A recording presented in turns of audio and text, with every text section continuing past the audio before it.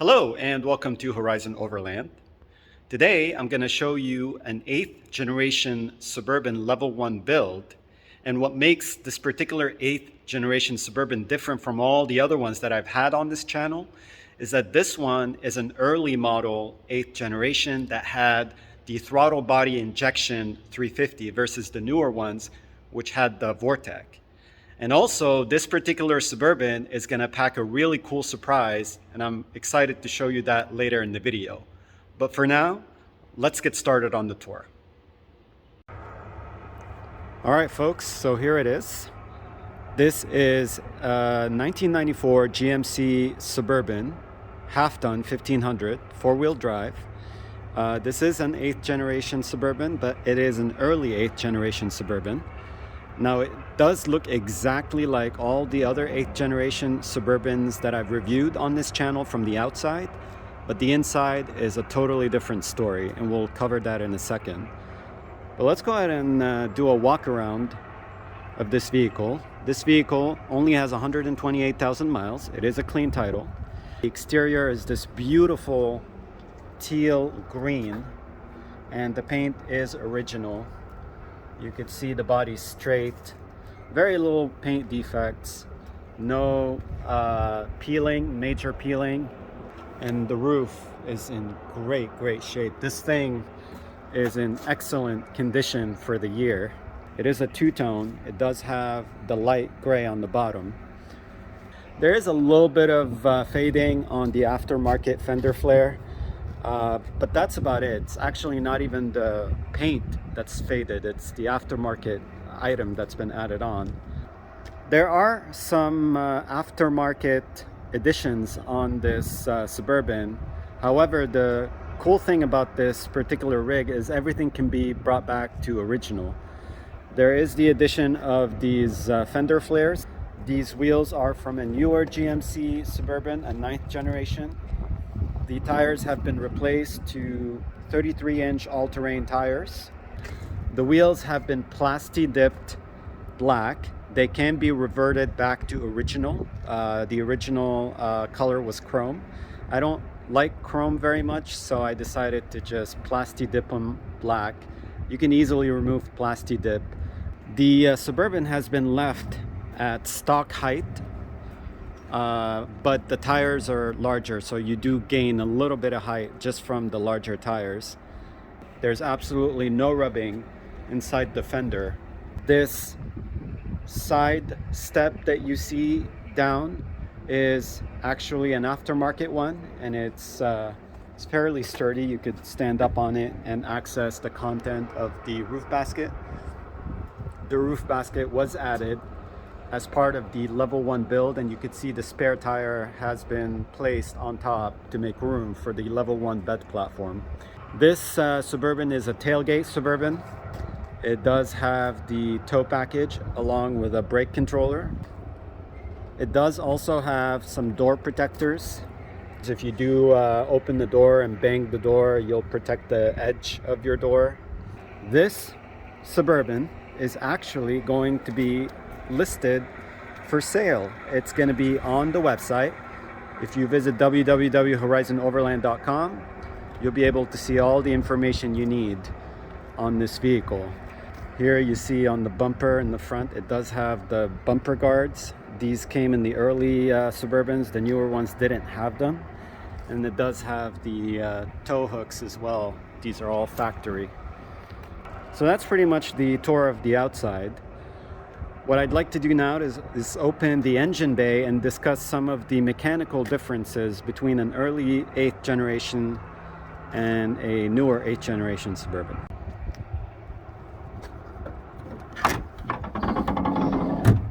All right, so here it is. It may look like this is a carbureted motor, but it's not. It's actually the throttle body injection, fuel injected small block, the 350. So let's discuss some of the differences between an early 8th generation and a newer 8th generation. Early models came with the TBI throttle body injector system. and they're really desired because of how easy it is to maintain, replace, repair the fuel injector system. This is the air cleaner, and this is your system. If you remove that, 2 bolts, your fuel injectors are exposed, and you'll be able to troubleshoot, you'll be able to repair, replace whatever you need should they go bad. But they don't go bad very often. This system is known to be super reliable. Also, you could see all the room you have to do some maintenance, like changing your spark plugs. They're literally within reach, not very difficult to work on. They're super easy to work on. They're not as complicated as the newer 8th generation or even the later years. The newer 8th generation Suburbans had the Vortec motor. It's still a small block 350. Both of these are small block 350. They both get similar gas mileage. They both have a 40-gallon fuel tank, but the newer ones will have more power, more horsepower. This is rated about 200. The newer ones have about 250. This one has about 300 torque, and the newer ones have about 330 torque. The Vortec has the spider injector system, which is actually located under the intake manifold, which makes it a little bit more difficult to reach.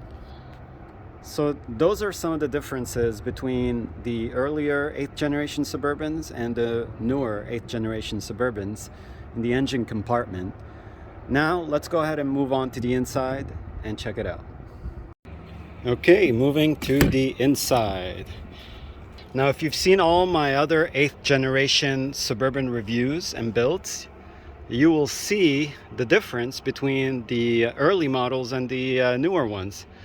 The early ones had a completely different interior, more classic, more edgy, more square.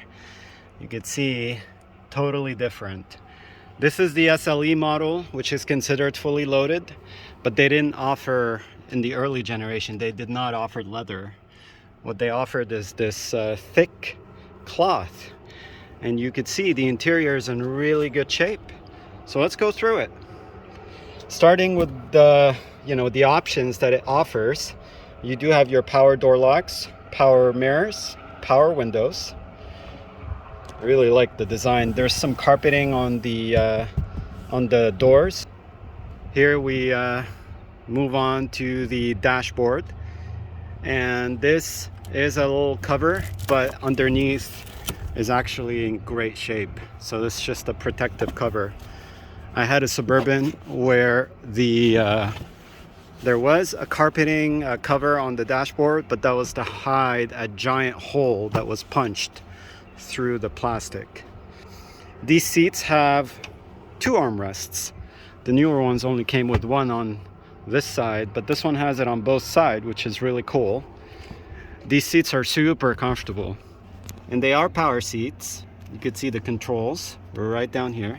Only for the driver's side. The passenger side is manual controls. Here you have the lights. This is to open the hatch. Here's your dome lights. This is your instrument cluster. You got your tachometer, your mileage, your speedometer. Here's your miles, 128,000 miles. Oil pressure, temperature, battery, and fuel. This thing gets about 15 miles per gallon average. The very interesting part here is that we have a stereo that's been divided into 2. So here's like your radio, and down here is your cassette player with your audio controls. It's interesting how they separated the both. Right under the radio you have your climate control, which is all digital. So it's really cool. Here's your rear defroster, and then here's your rear wipers on the rear hatch. This is your brake controller. It's the Energize Kelsey brake controller, and it's automatic. So as soon as you apply the brakes, you could see it lights up, meaning it's applying the brakes for your brake controller as well. It's all done automatically. And this is your four-wheel drive. In the newer ones, you have a button operation. In the older ones, just like the 7th generation Suburbans, it's a nice lever. Here's the center console. Tons of storage, a lot of cup holders as well. This tray actually can be slid all the way to the passengers in the back. And then you can see it becomes a cup holder. So here, there's a nice big cubby area. More cup holders. We have our glove compartment. Now, I mentioned earlier in the intro that there's a surprise with this Suburban, and I discovered it. I had no idea. And let's go ahead and show you what it is. So I'm going to open the glove compartment, and in here you will see the RPO codes, meaning the build codes for this thing. And right up here you will see this code. I don't know if you could see it very well, and it's called, or it is labeled as G80. What is G80, you ask? G80 is a limited slip rear differential, which means that this thing has lockers in the back. Now, I was under the impression that only the 3/4 ton Suburbans had lockers, not the half tons, but to my pleasant surprise, the half ton on this Suburban has rear lockers. So this made me very, very happy. Four-wheel drive with rear lockers means that this thing is a little bit more capable than your average Suburban. Here's your the top part of the storage compartment. You know, just like the newer ones, this thing is pretty much the same. You got your dome lights, your rear climate control. The AC works, and it blows very cold in this thing. So does the heater. It blows very hot. So here's the back area. You could see everything looks super clean. When I got this thing, it was so dirty. I had to take out all the seats, and I took out a few plastic bezels, and then pretty much removed the entire carpet outside in order to properly clean it, shampoo it, the whole 9 yards. This is a 5-passenger setup as it sits right now, but it was an 8-passenger setup because it had a third row seat that could seat 3 in the back, 3 in the middle, and then 2 in the front. So that concludes the tour of the interior. Let me show you the level 1 build now.